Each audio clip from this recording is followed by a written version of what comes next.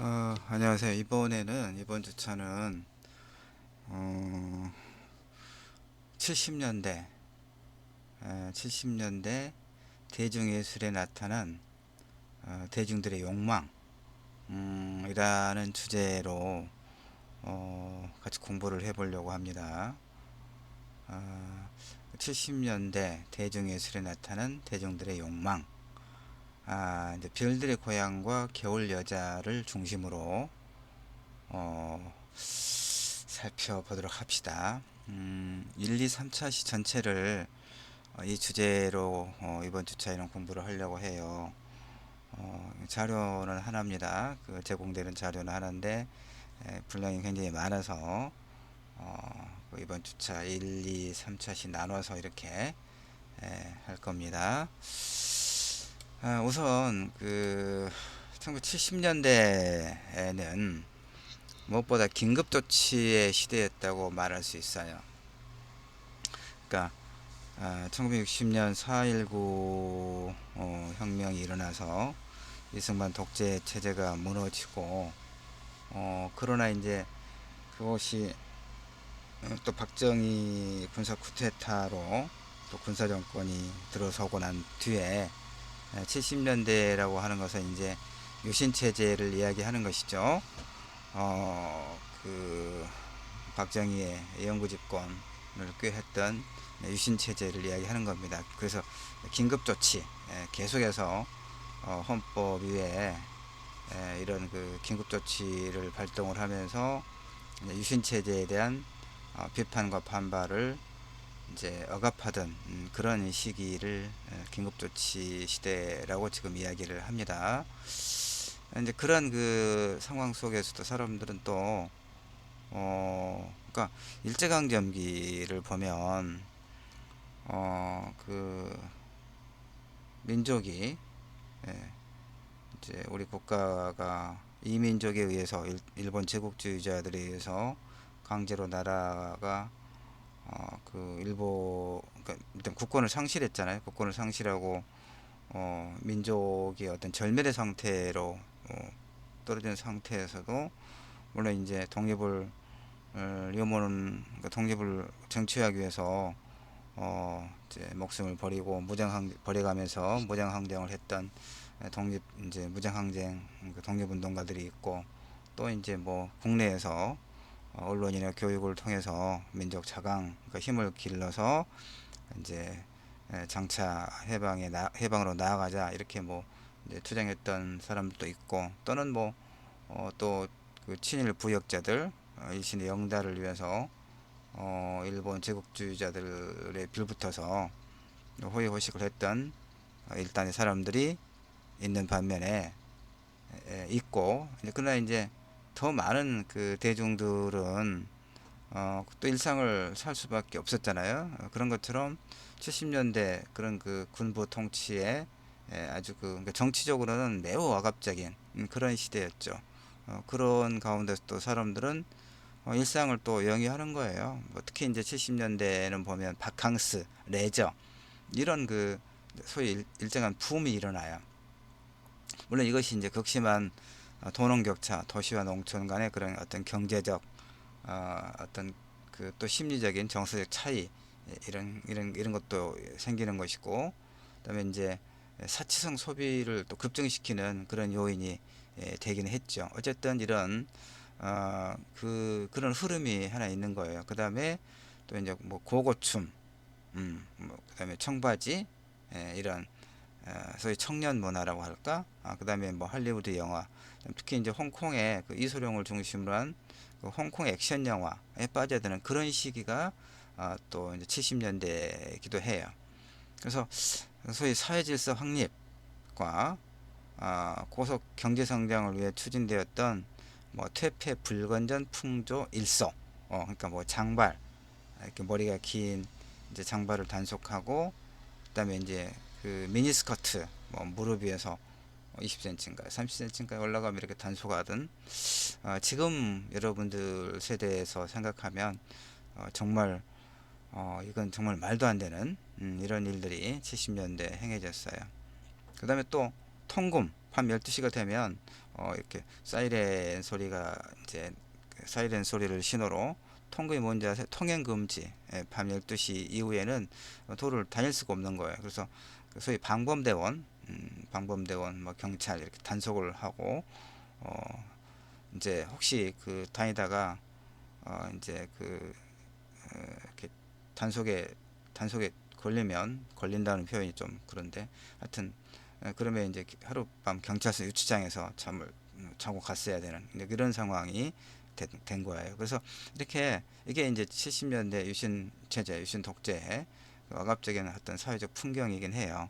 이렇게 사회질서 확립과 소위 고속 경제 성장을 위해 추진되었던 대표 불가능된 풍조 일소, 그다음에 정치적 우민화, 그러니까 어떤 정치적 비판, 그러니까 이제 모든 언론을 동원해서 이 군사 독재 체제를 그 긍정화하는 그런 작업을 해요. 그다음에 많은 그 어용 교수들이 동원돼 가지고 뭐 국민교육 현장을 만들고 그 유신 독재 체제를 찬양하는 그런 대중 연설을 강연을 하고 그래서 그야말로 우민화가 뭐 어리석은 그러니까 어떤 체제에 대한 어떤 비판 의식을 약화시키는 이런 어떤 이제 프로파간다 선전선동이 이루어지는 거죠. 이런 이제 상황 속에서도 일정하게 하여튼 그 사람들의 삶은 어떻게든 지속돼야 되는 거니까 일정하게 소위 대중문화가 자리 잡아가고 있던 시기가 70년대이기도 해요. 그래서 아까 금방 이야기했던 것처럼 이제 그 30년대 일제 총독부 정치가 모든 조선적인 것을 절멸의 상태로 몰아가던 시기에도 30년대가 그랬던 거잖아요. 근데 이런 공동체적 생존의 기초가 점점 무너지고 사회 여러 부분에서 심각한 괴멸과 무력화가 조직적으로 진행되고 있음에도 불구하고 문화적인 영역에서는 뭐 넓은 가능성이 열려 있고 또 차별받지 않는 자기 삶의 실현 가능성이 있다는 소위 문화적 삶의 환상, 또 주어진 체제 속에 문화적 삶이라는 그런 환상을 품고 있던 이들의 태도와 일정한 또 기시감을 주지요. 이 70년대 그 어떤 정치적으로는 굉장히 억압적인 그런 상황이었음에도 불구하고 사람들이 이제 이를테면 어떤 대중문화적 어떤 그런 요소들을 보이고 있는 것이 일정하게 기시감을 주기도 합니다. 하여튼 70년대의 그런 이제 그 체제 억압적인 상황에서 이제 문학은 어떻습니까? 문학은 그 사르트르가 말한 바 문학은 본질적으로 자유 확대에 기여해야 된다. 그러면 이제 한국의 문학은 이렇게 억압 체제에 대한 어떤 저항, 그에 따른 필화 사건, 필화가 이제 그 체제 비판적인 글을 쓴 사람들을 뭐 체포하고 구금하고 이런 걸 이야기하는 거죠. 그다음에 그 글을 실었던 뭐 이제 이를테면 문예 잡지들이 이렇게 폐간되고, 그러니까 특히 함석헌 선생이 그 주관했던 사상계 등록 말소되는 거죠. 그다음 월간 문학 같은 이런 잡지들이 이제 판매 금지되고, 그다음에 이제 문인 간첩단 사건, 뭐 이제 베를린에 유학했던 또 유학생들 다 간첩으로 묶어서 이렇게 이런 이제 이런 사건들이 계속 일어납니다. 이런 이제 문제가 하나 있고, 또 하나 특기할 만한 일이 뭐냐면 아까 대중문화의 그런 일정한 이제 발흥이랄까 이런 시기가 70년대라고 했잖아요. 그러니까 이때 또 신문 연재 소설 붐과 베스트셀러가 본격적인 의미에서의 베스트셀러가 등장하는 시기가 또 70년대이기도 해요. 이제 별들의 고향, 최인호의 별들의 고향은 바로 그러한 중심에 선 작품이라고 할 수 있죠. 그러니까 1972년에 조선일보에 이제 연재되고 그 73년에 단행본으로 출간됐는데, 그래서 이 별들의 고향은 하나의 문학 작품을 넘어서서 70년대 대중들의 욕망의 근원과 사회적 담론, 당대의 그 담론을 이해하는 어떤 그 바로미터라 할 수 있는 그런 작품입니다. 그래서 이제 이번 주차는 별들의 고향을 보고 있는 것이죠. 별들의 고향과 그 다음에 이제 겨울 여자. 그래서 이 별들의 고향은 최인호 선생의 별들의 고향은 72년도에 조선일보에 연재돼서 13년에 단행본으로 출간됐고, 그다음에 이제 또 이번 주차에 같이 살펴보고 볼 조혜일 선생의 겨울 여자는 1975년에 이제 중앙일보에 연재되고 뭐그 다음에 출판됐겠죠. 그래서 이제 그 오경복 선생은 이제 자신의 글에서 이렇게 이야기합니다. 베스트셀러는 그러니까 이 지금 별들의 고향과 겨울 여자는 이렇게 소설로서 엄청난 그 성공을 거둔 그런 베스트셀러인데, 그다음에 이걸 이제 원작으로 해서 영화가 각각 만들어져서 영화로도 또 엄청나게 많은 관객을 이제 관객이 영화를 봤단 말이에요. 그러니까 이제 이렇게 볼 수 있는 거예요. 오경복 선생이 말한 것처럼 베스트셀러는 동시대를 살아가는 사람들의 공동 체험과 집단 의식의 반영물이자 상황의 산물이다. 따라서 베스트셀러를 다룰 때는 그 문학성을 따지기보다는 그 작품들이 당대 시대 상황과 어떤 관련하에 만들어졌으며 그 작품들이 당대 독자에게 어떤 의미로 다가갔는지를 밝히는 과정이 보다 더 이제 중요하다, 이렇게 이야기를 하죠. 그러니까 문학성을 따진다는 의미는 이제 소위 한국 문학에서 이제 어떤 뭐 풍토라고 그럴까 뭐 이런 게 있냐면, 이렇게 많은 독자에게 되면 사랑을 받는 베스트셀러는 소위 대중문학, 이렇게 해서 조금 좀 속되게 좀 이를테면 퀄리티를 낮게 평가하는 그런 이제 일정한 그 풍토랄까 좀 흐름이 있습니다. 그러니까 오경보 선생 같은 경우는 이제 소위 이 별들의 고향과 겨울 여자를 이제 대중문학으로 일정하게 그 가치를 평가하는 그런 이제 평단의 흐름이 있는데, 그것을 이제 비판적으로 보는 거죠.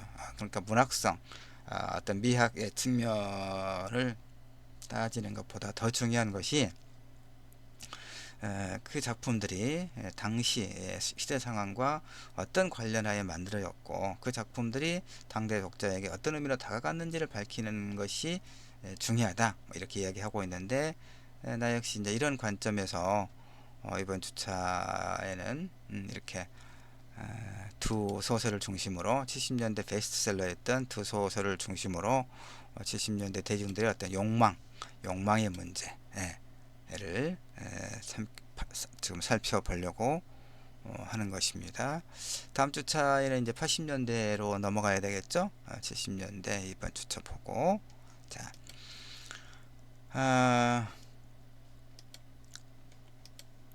70년대 이제 물론 70년대 그 소설에서 이런 뭐 겨울 여자라든가 별들의 고향만 있었던 건 아니고요.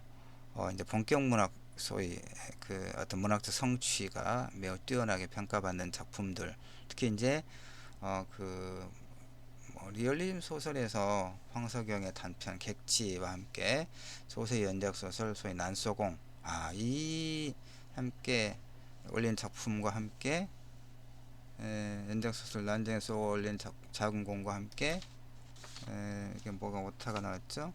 단편 객지와 난소공이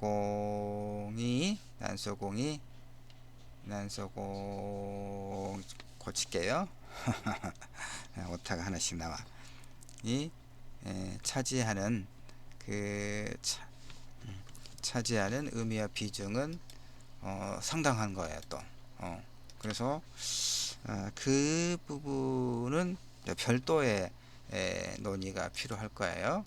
그러니까 이 두 작품 같은 경우 황석영의 객지라든가 조세희의 난소공 같은 경우는 70년대 개발 독재의 이른바 산업화가 필연적으로 가져온 그 노동자들의 어떤 소외, 도시 빈민들의 삶을 다루고 있는 그런 이제 매우 뛰어난 리얼리즘의 성취거든요. 그러니까 요 부분은 이제 별도로 또 논의가 필요합니다. 일단 자, 이제 그 오래된 책들이어서 내가 이제 책이 워낙 많아서 이 전집으로 갖고 있었던 이 책들을 뭐 예전에 좀 다 버렸나 봐요. 책은 웬만하면 버리지 않는데 너무나 많고 좀 정리를 하다 보니까 오래된 작품들을 정리를 했나. 그 책들 소설로는 이렇게 표지를 여러분에게 보여주지를 지금 못하고 있습니다. 음, 이제 이렇게 지금 비대면 수업, 영상 수업을 하고 있기 때문에 저작권 문제 때문에 뭐 어떤 찾아보니까 뭐 블로그 같은 데는 있고 그러던데 이제 다른 사람의 어떤 뭐 사진이라든가 이런 것을 가져오면 그게 이제 저작권 문제가 심각하게 발생하기 때문에 가급적 지금 어떤 그런 뭐 사진이나 그림 자료를 많이 이제 보여주지 못하고 있는 것은 좀 양해를 바랍니다. 어쨌든 별들의 고향과 겨울 여자가 이게 영화 포스터죠. 지금 보니까 영화 포스터입니다. 그러니까 이런 영화들이 최근에 이제 한국 영화에서 1,000만 관객이 들었다. 그럼 뭐 블록버스터다 해서 굉장히 이제 많은 화제를 불러일으킨 작품들이 여러 개 있었잖아요. 그러니까 이 별들의 고향과 겨울 여자가 70년대 그런 작품에 해당해요. 자, 그래서 70년대 개봉 영화 중에서 최고 흥행작 1위와 2위가 지금 겨울 여자와 별들의 고향이라고 되어 있네요. 뭐 1, 2위 크게 이제 의미가 순위는 크게 의미가 없는 거고요. 하여튼 이 겨울 여자와 별들의 고향이 일단 소설로서 그다음에 영화로서 아주 폭발적인 대중들의 관심을 불러일으켰다. 그럼 어떤 요인이 바로 그런 대중들의 관심을 폭발적으로 불러일으켰는가? 그것이 이제 우리가 따져보고 있는 이번 주차의 주제라고 이야기할 수가 있습니다. 뭐 뭐 소설도 베스트셀러가 됐다. 아까도 이야기했죠. 하여튼 특히 이제 특이한 게 뭐냐면 우선 신문 연재를 통해서 대중성을, 그러니까 신문 연재 소설은 어떻습니까? 이를테면 물론 뭐 작가가 이제 그 내일자의 시를 원고를 오늘 뭐 하는 경우는 없겠죠. 나도 지금 그러고 있거든요. 한 2주차 정도는 앞서서 이 동영상을 동영상을 만들고 이렇게 올리고 그러거든요. 그런 것처럼 작가들도 이제 아마 뭐 물론 원고에 쫓기는 그런 사람들 같은 경우는 뭐 그럴 수도 있겠지만 마감을 간혹 넘기고 그럴 수도 있겠지만, 내가 하고 싶은 말은 무슨 얘기냐면 신문의 연재 소설은 자 이제 오늘 이제 이렇게 계속 뭐 매대 드라마, TV 드라마를 생각해 보세요. TV 드라마를 보는 경우는 많은 이제 시청자들이 TV 이제 일일 연속극이나 뭐 주말 연속극 이런 것들 보면서 여러 가지 반응이 있을 거 아니에요. 뭐 인물들의 어떤 행위에 대한 긍정이나 비판이나 이런 것을 이제 좀 열성적인 시청자들은 뭐 프로그램 게시판에 뭐 댓글을 올리거나 뭐 심지어 뭐 방송국에 전화를 하거나 뭐 이렇게 해서 이제 어떤 방향에 대한 어떤 제시 뭐 이렇게 가끔 할 수 있겠잖아요. 그런 것처럼 신문 연재 소설 같은 경우에 많은 독자들로부터 이 편집국에 편지와 엽서가 날아와서 예컨대 그 인물을 죽이지 말아거나 저 인물은 죽여라거나, 예를 들면 이런 이제, 그러니까 이 작가가 애초에 몇 회 분량으로 이 소설을 어떤 흐름으로 완성하겠다고 하는 것이 일단 구상은 끝났을 거 아니에요. 그런데 독자들이 소위 관여를 하는 거예요. 그래서 조금씩 독자의 반응에 따라서 일정하게 이제 서사의 흐름이 좀 달라질 수 있는 이런 어떤 특징을 갖고 있는 게 소위 신문 연재 소설이에요. 하여튼 그래서 그러면 이제 독자의 반응이 또 같이 이렇게 에스컬레이터 되지 않겠어요? 그래서 신문 연재를 통해서 이렇게 일정하게 대중성을 검증받고, 이 말은 이제 폭발적인 관심을 받았다는 얘기죠. 그런 다음에 연재가 끝나자마자 단행본으로 출판되고 그 뒤에 영화로 만들어지고, 이런 발빠른 시스템 자체가 70년대 대중문화가 이제 체계적이면서 하나의 산업적 단계, 이제 문화산업의 형태로 들어섰음을 보여주는 그런 현상이에요. 그러니까 문화산업이라는 게 자본이 이제 개입하는 거죠. 자, 이런 상황이 이제 70년대의 대중문화의 어떤 시스템의 이제 하는 흐름이다. 이런 걸 지금 설명하고 있습니다. 이처럼 흥행에 성공한 영화와 베스트셀러 소설이라는 양적으로 성취된 대중성은 이제 맨 처음에 이제 문제 제기라고 하는 측면에서 이야기했지만 이 시기에 70년대 대중들의 취향과 가치 체계를 파악할 수 있는 일차적인 근거가 돼요. 그래서 이제 이번 주차 우리가 살펴보고 있는, 그러니까 대상 영화나 소설 자체 미학적 의미를 살피기보다는 그러니까 어떤 대중예술이라고 하는 커다란 범주 속에 투영되어 있는 대중들의 현실의 인식과 욕망, 그다음 미학적 감수성에 대한 분석을 통해서 궁극적으로 이들 대중예술, 그러니까 소설과 영화 이런 대중예술 속에 나타난 지배 이데올로기와 혀가 음, 지배 이데올로기와 저항 이데올로기의 역학관계, 기랑 이런 것들을 살펴보고자 하는 것이 이번 주차의 큰 이제 그 의미다, 이렇게 생각하면 되겠습니다. 자, 베스트셀러의 영화화 속에 나타나는 도시적 감수성, 이런 제목을 달았네요. 자, 국가에서 적극적으로 시행된 경제개발 정책은 70년대 이제 일정하게 가시 성과들을 만들어내요. 그걸 바탕으로 대중들의 일상도 변하죠. 특히 이제 공간과 관련해서 이 글에서는 지금 이제 공간의 문제, 공간의 변화에 따라서 이걸 좀 내가 여기에 좀 그 초점을 두고 설명을 하고 있습니다. 특히 공간과 관련해서 발전의 논리, 경제의 논리는 성공 신화의 환상으로 대중들에게 이제 인식되어서 시골과 지방의 공간은 노골적으로 폐지된 채 점차 거대해지는 도시에 집중하는 그런 현상을 이제 만들어내요. 70년대 도시화 산업화잖아요. 그게 뭡니까? 이제 그 농촌에서 그 농업을 통해서는 이제 일상이 가능하지 않은 그런 상황이 되는 거죠. 그래서 이제 도시로 공장 노동자로 오잖아요. 그 도시에서 이제 성공하겠다는 그런 일념을 가지고 시골에서 이제 도시로 이렇게 많이 몰려와서 저임금 노동자로 엄청난 이제 고생을 하죠. 어쨌든 자, 그런 상황 속에서 그런 상황을 이제 배경으로 하고 있다, 이런 얘기입니다. 이번 주 다루고 있는 이 두 소설, 두 영화, 이 대중예술이 특히 서울은 공장과 아파트 등의 새로운 노동 공간과 주거 공간이 대거 등장하죠. 그래서 이전에 없었던 거대하고 수직적인 도시 미관을 창출해요. 그래서 대중들의 성공 욕구와 소비 욕구를 자극하는 그런 공간의 역할을 이제 하는 거죠. 특히 이제 이번 1주차는 조금만 이제 더 설명해야 될 것 같은데 시간상. 자, 일단 양옥과 아파트, 서구적 개념의 새로운 주거 공간으로 양옥과 아파트가 등장합니다. 70년대. 특히 이제 별들의 고향에서 주거 공간이 크게 두 가지로 이제 묘사가 돼요. 하나는 이제 그 별들의 고향의 그 여주인공 경아가 결혼 후 살게 되는 중소기업 사장 민준의 2층 양옥. 2층 양옥. 양옥이 서양식 가옥이다, 그 말이죠. 우리 그동안에는 이제 한옥이었잖아요. 한옥이고 이제 그랬는데 2층 양옥이 이제 70년대에 등장하는 거예요. 다른 하나는 경화를 직접적으로 회상하고 설명하는 중심하자 이제 문호라고 하는 그 남자가 살고 있는 아파트, 이렇게 별들의 고향에서 70년대 베스트셀러였던 별들의 고향에서 2층 양옥과 아파트가 새로운 주거 공간, 전통적인 어떤 그 주거 공간과는 다른 새로운 주거 공간으로 이렇게 딱 등장을 해요.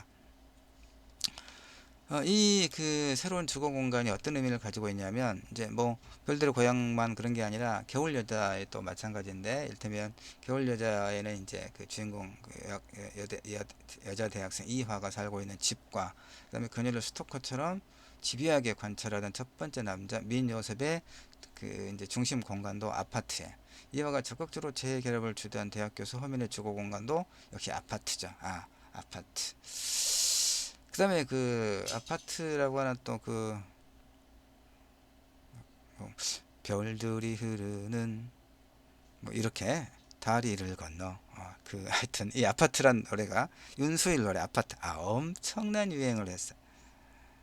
엄청난 유행을 했던 노래입니다. 나 학교에서 만나면 강의실에서 노래 한 곡 불러줄게요.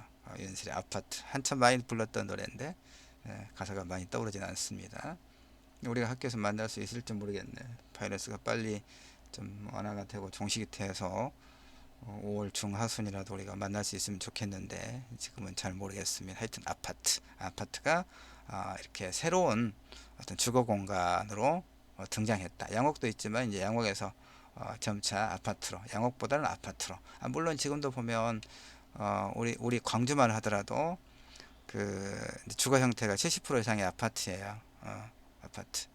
이제 양옥이라고 하는 게 소위 신라부집 이렇게 있었는데, 이런 이제 그런 재래적인 양옥도, 그런 양옥도 다 그 이제 허물고 뭐가 들어섰냐면 원룸이 들어가선 거죠. 그렇죠?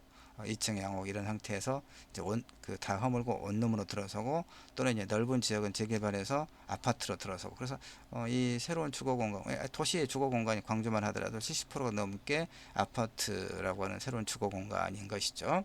자, 일단 여기까지 해서 1차 시는 마치고 이어서 같은 자료 쭉, 분량이 많으니까 지금 우리가 몇 페이지까지 봤냐면 어디 15페이지, 15페이지, 15쪽까지 봤습니다. 여기까지 해서 일단 1차 시는 마치고 이어서 2차 시, 3차 시로 우리가 넘어가도록 그렇게 하겠습니다. 수고하셨습니다.